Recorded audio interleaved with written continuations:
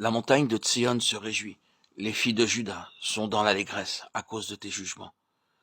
Parcourez Sion, parcourez-en l'enceinte, comptez ses tours, observez son rempart, examinez ses palais, pour le raconter à la génération future.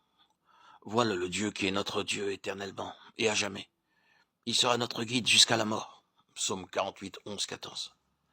Belle est la colline, joie de toute la terre, la montagne de Sion.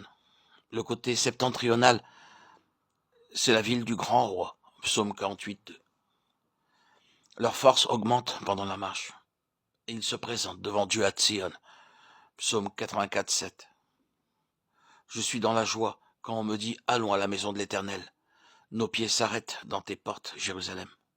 Jérusalem, tu es bâtie comme une ville dont les parties sont liées ensemble. C'est là que montent les tribus de l'Éternel, selon la loi d'Israël, pour louer le nom de l'Éternel.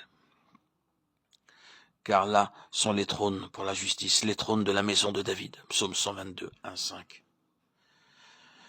C'est là que montent les tribus de l'Éternel, selon la loi d'Israël, ou un témoignage à Israël. Dans la représentation des pensées divines de l'Ancien Testament, Sion est ce qui exprime pleinement la pensée de Dieu pour son peuple. C'est dans Sion que se trouvent tous ces traits, les caractéristiques d'un peuple intégralement selon l'Esprit du Seigneur. Sion est un terme représentatif. Juste une petite remarque technique. Nous pouvons noter qu'à certains endroits dans les Écritures, il est dit que la maison du Seigneur était là. Mais en réalité, le temple n'était pas dans Sion, mais sur le mont Moria. Mais ce qui est indiqué par ce fait, c'est que Sion est réellement représentatif dans la pensée du Seigneur, de toute sa maison. Moria est plus vaste et se trouve dans Jérusalem.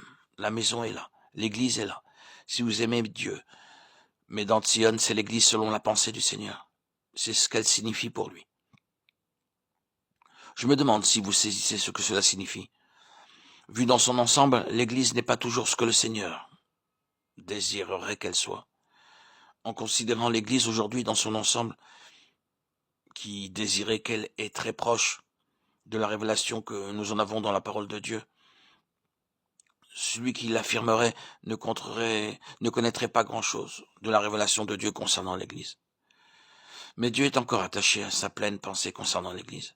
Il ne s'est pas accommodé de la situation actuelle en l'acceptant. Il tient encore à tout ce qu'il a pensé et désiré avoir. Et dans son Fils, le Seigneur Jésus-Christ, il a cette pleine pensée. D'ailleurs, il est à l'œuvre par son esprit pour rassembler un peuple pour son Fils, non pas distinct de l'Église, comme une entité, non pas comme un corps séparé dans la réalité, mais une compagnie représentative qui réellement le satisfasse plus pleinement comme étant sa pleine pensée à l'égard de l'Église. C'est ce qui est représenté par Sion.